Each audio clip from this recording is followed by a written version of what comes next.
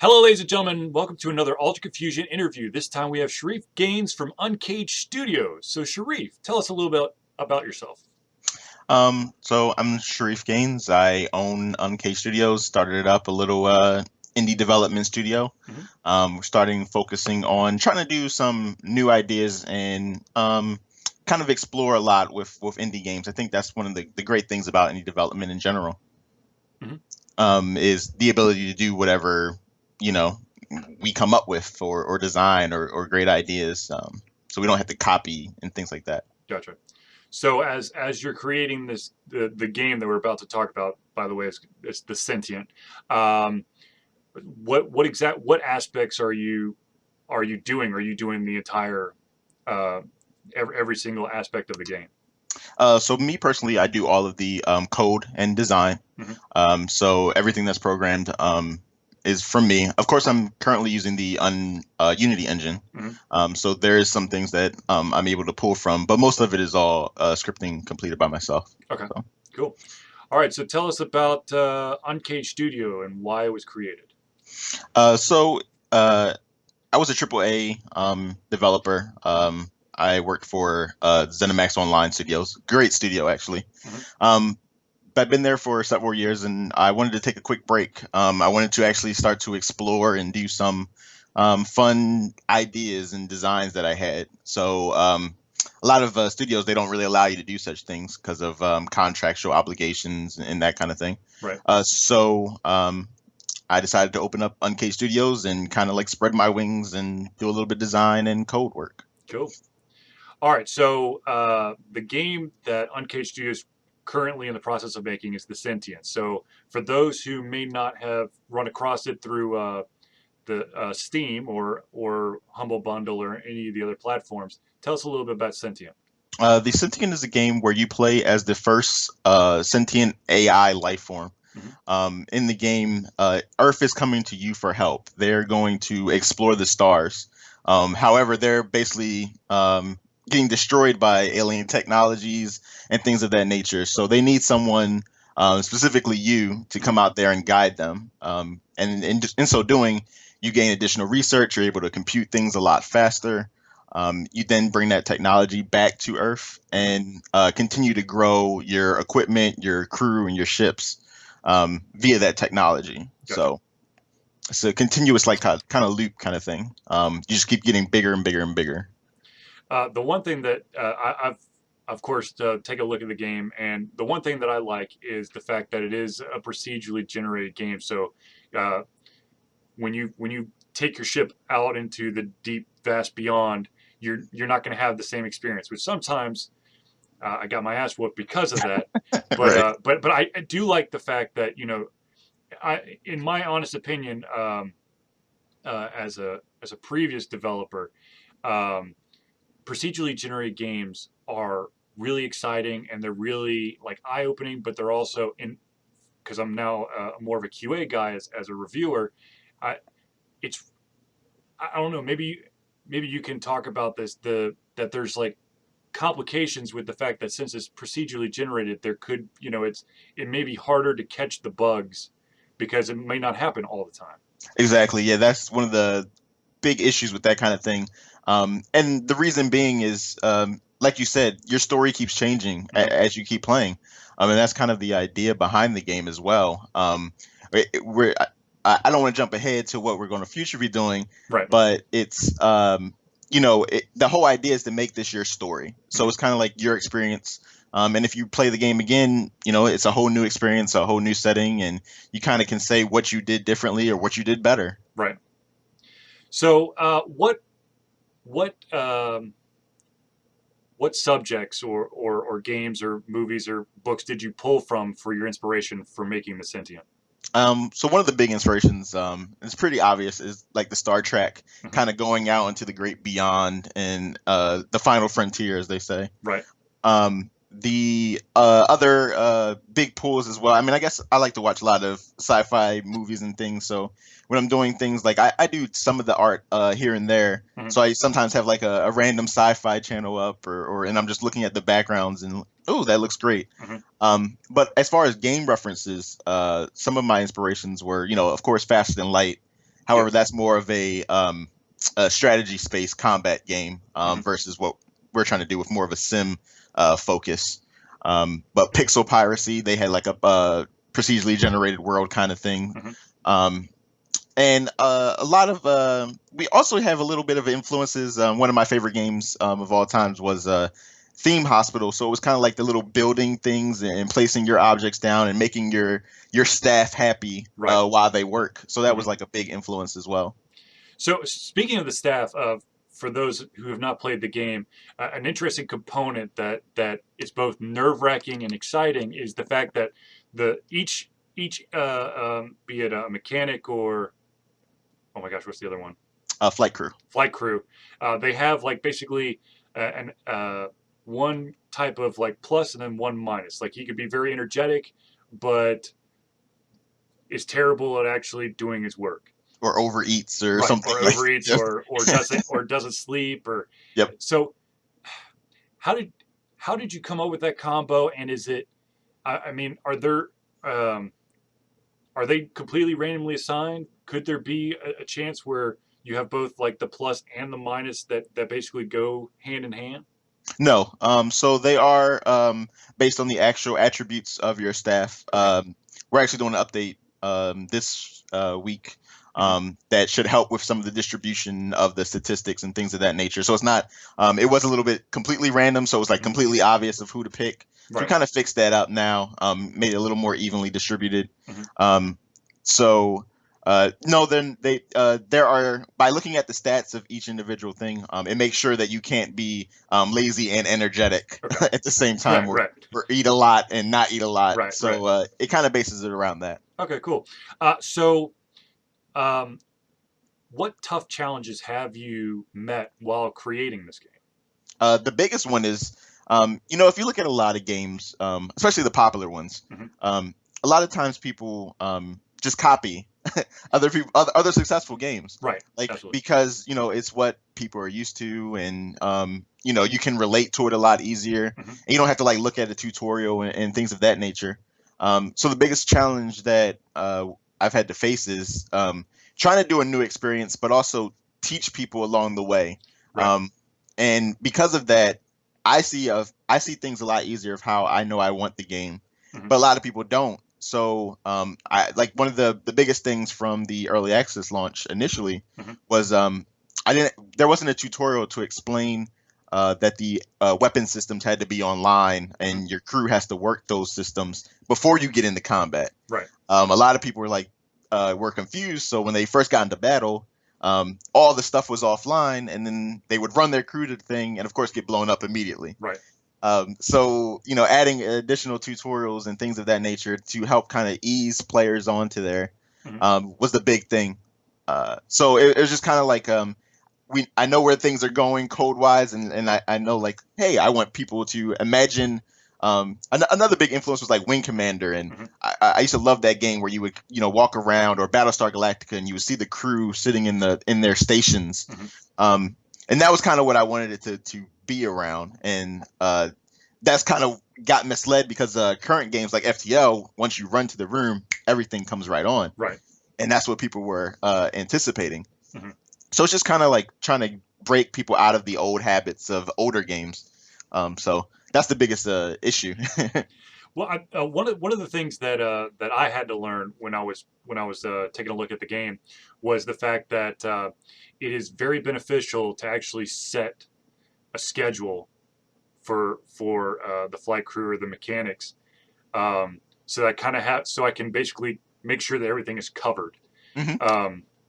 Because of course, always when uh, when stuff goes wrong is when like everyone's taking a lunch break or something. Right. Uh, but the interesting thing about this game, for those who have not played it, is the fact that you you as the gamer have the ability to basically choose the room size of, is it 5 or 6 different rooms? Hmm. I believe 6 right now. I have to double check. So you got the engine room, you've got the cockpit, you've got food, bar, bathroom, and bed. Yep, crew quarters. Yep. Yeah, yeah, That is what you start with. You Right. do unlock the medical bay, Okay. and things of that nature later on. Right. One of the things that also comes in handy for anyone who wants to test out this game that I found out the hard way is it's okay to have duplicates of like the shield generator or the weapon generator, or have more than just one bunk bed. Because holy crap, Hmm. you if you could shove as many bunk beds as you can, because you're going to want that full crew. Yep. Because that was the first time I played. I had a single bunk bed. I had one mechanic and one flight crew, and I got my ass handed to me because I can't. Because I had to, I had to keep bouncing the flight crew guy from one position to another, and then the mechanics freaking out back here. I'm like, And that's kind of the big thing about the game as well. When I designed it and came up with some of the ideas, mm-hmm. I wanted it to be a little bit of a an experiment as well, because as the AI, Earth is failing. Right. I mean, they don't know what they're doing out there, so Right. it's kind of your designs, your ideas that is going to set the tone for future generations. Mm-hmm, mm-hmm. And that's the idea. Is like I want now. A lot of people get mad when their ship blows up, but the idea is, it is about experimenting. It Right. is about, learning and getting better. Mm-hmm. Sadly, to the detriment of your crew members, but yeah, that's part of the game. So I have a confession to make. I have sent my ship or a ship out 5 times, and I have yet to come back home. That's not that good. Oh, God. We did do some balancing just recently Okay. to help with some of that as well. Mm-hmm. There's some of the tougher aliens and things of that nature were appearing immediately. So that's kind of been corrected a bit. Yeah, I think one of the times I feel like I literally got like 2 or 3 shot it, and then and I Yeah, was very sad. Okay, so as you stated, this is currently in early access, correct? correct. So is there a milestone plan to release, or is it just kind of when it's ready, it's going to be ready? It is basically when it's ready, it's going to be ready. Mm-hmm. I've been updating every single week, Mm-hmm. getting updates promptly out on Fridays. That's currently the plan. There's a lot of intended features to come Mm-hmm. as well, new events, new systems, things of that nature. Mm-hmm. So as we hit each additional major system, that's when each version is going to get bumped up, like major version. Okay. So there's a lot of incoming changes, I should say. Gotcha. Okay. So I guess my next question is: are there any future plans past this title? And it looks like you are just 100% zoned in for now. So I'm finally getting to that point where, I was going like 70, 80 hour weeks trying to Mm-hmm. get, the game down. So now I'm getting to the point where it's getting more toward the normal business work week kind of thing. Right. And in doing so, I finally can get back to doing a little bit of prototyping, but there's nothing that's completely in the works just yet. Mm-hmm. The main focus is and will be for the near future, or the far future, I should say, just Right. depending on how things go with the Sentience. Okay, so I have another question. Because it's a procedurally generated game, is there ever going to be technically an end? Is there like an end game to the Sentient? Most likely, the way the plan is right now is to move towards the similar system like Pixel Piracy does. There may be big world bosses, big alien motherships, Mm-hmm. and if you manage to destroy those ships, credits may roll. But I don't think that's going to be the end game. Like, you'll just continue on and continue playing. Okay.